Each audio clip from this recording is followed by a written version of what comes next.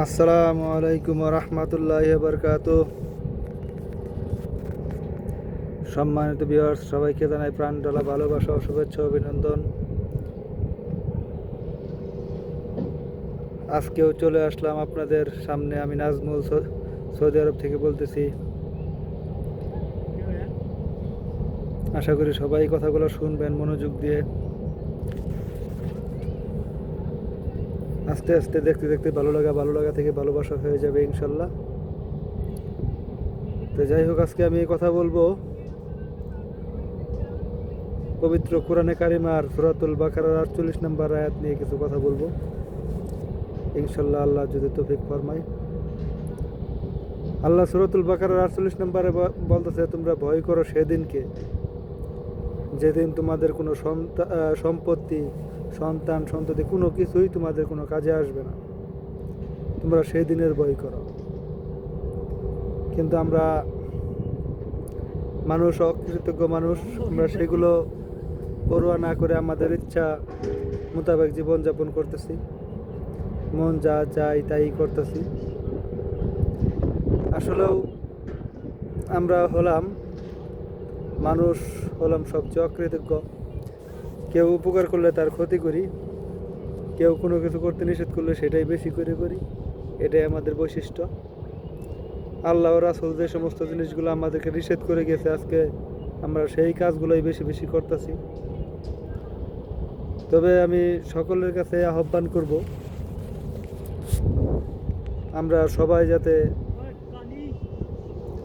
কমসে কম কোরআন পড়ি, কোরআনের অর্থ সহকারে পড়ি, কোরআনের ভিতরে কী লেখা আছে সেগুলো সম্পর্কে বোঝার চেষ্টা করি। আসলেও আমরা মানুষ না মানতে মরণশীল, আমরা একদিন মারা যাব। রয়ে যাবে শুধু আমাদের কৃতকর্মগুলো। আমরা যদি ভালো কাজ করে থাকি, মানুষের সঙ্গে ভালো ব্যবহার করে থাকি, ভালোভাবে উঠাবসা করে থাকি, সেটাই আমাদের রয়ে যাবে। আর আপনি আজকে ক্ষমতার জোরে আপনি যাই কিছু করেন না কেন, এমন একদিন আসবে যখন আপনি দেখবেন আপনার এখন অনেক বন্ধু আছে, কিন্তু এমন এক সময় আসবে আপনি বন্ধু তো দূরস্থান, সেই কিয়ামতের ময়দানে নিজের পিতামাতা নিজের সন্তানকে চিনবে না। আপনার সন্তান, সন্ততি, ধন সম্পদ কোনো কিছুই আপনার উপকার করতে পারবে না, শুধুমাত্র আপনার আমল ব্যতীত। যদি আপনার ভালো আমল থাকে তাহলে কাল পাবেন শান্তি, আর যদি আমল ভালো না থাকে তাহলে রয়েছে অনেক আযাব।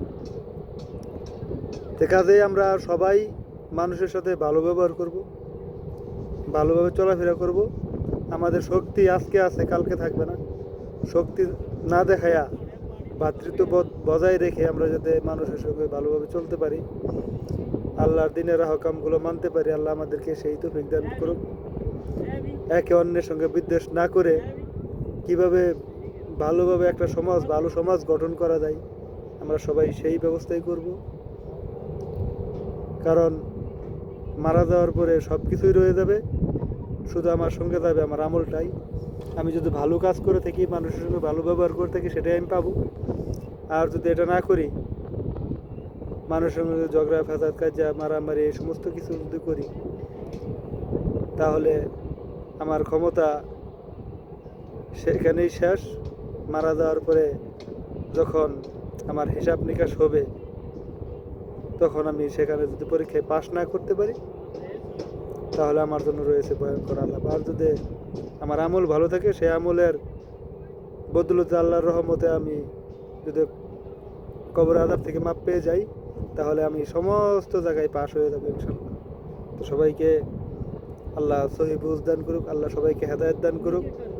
সবাই দোয়া করবেন আমার জন্য, আমিও সবার জন্য দোয়া করি, যাতে কমসে কম আমরা তো সবাই পাপী, পাপের মাঝখানে যাতে আমরা তওবা করে আল্লাহর কাছে মাপ চেয়ে যাতে সহি সালামতে মৃত্যুটা হয়, আল্লাহ আমাদেরকে সেই আমল করার তৌফিক দান করুক। আমিন। এই বলে আজকের মধ্যে শেষ করছি। আসসালামু আলাইকুম।